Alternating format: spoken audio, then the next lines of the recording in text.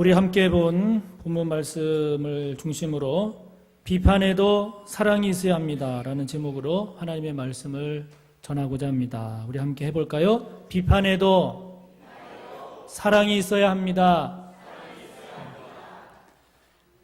네, 지난 1일 수요일이었죠. 남양주시 진저읍 지하철 공사 현장에서 가스가 폭발했습니다. 그래서 그 공사 현장이 붕괴되는 바람에 일하던 근로자 4명이 숨지고 그리고 10명이 다치는 안타까운 그런 사고가 발생이 됐습니다. 그리고 그 사고가 있기 나흘 전인 지난 5월 28일 토요일에는 서울 지하철 2호선 구의역에서 스크린도어를 수리하던 용역업체 직원 김모근 19살이더라고요. 그 승강장과 열차 사이에 끼어서 숨지는 그런 안타까운 사고가 발생을 했습니다.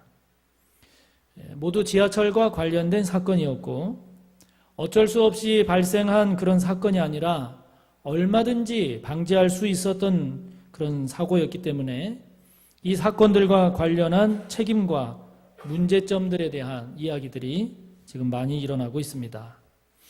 남양주시 사건의 경우 안전관리 소홀의 문제가 집중적으로 제기가 되고 있고 불법 하도급의 문제는 없는지 조사하고 있다 하더라고요. 지하철 2호선 구의역 사고의 경우 2명이 한조가 되는 것이 기본적인 그런 일이었음에도 불구하고 그것이 지켜지지 않은 이런 기본적인 안전수칙 소홀의 문제와 함께 순진이 19살 김군이 대학을 가기 위해서 월급 144만 6천 원 참 적게 받았어요. 그 월급 중에 100만 원씩을 적금 부었다 하는 것이 알려지면서 저임금으로 내몰릴 수밖에 없는 이런 김군과 같은 협력업체 용역 직원의 이 열악한 근무 환경, 이것에 대한 비판이 지금 거세게 일고 있는 그런 상황입니다. 어쩔 수 없는 자연재해가 아닌 사람의 잘못인 이 이른바 인재로 평가되는 이번 사건 사고의 경우에 사고 관련자의 책임 및 처벌 그리고 재발 방지를 위한 대책을 마련하라 하는 이런 따가운 비판들이 쏟아져 나오고 있습니다.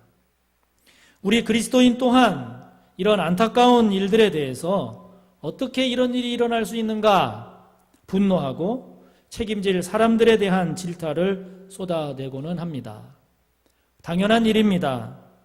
또 그렇게 분노하고 비판하는 것에 대해서 그것이 잘못됐다 그렇게 말할 수는 없는 것이죠.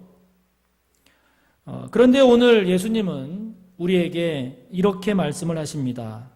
우리 함께 1절을 함께 읽습니다. 비판을 받지 아니하려거든 비판하지 말라.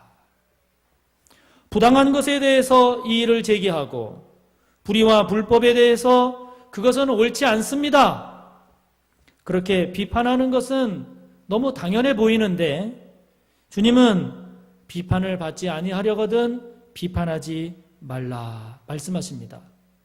언뜻 들으면 마치 부정에 대해서 불의에 대해서 부패와 부당한 처사에 대해서 침묵하고 묵인하라 하는 말씀처럼 들리기도 합니다.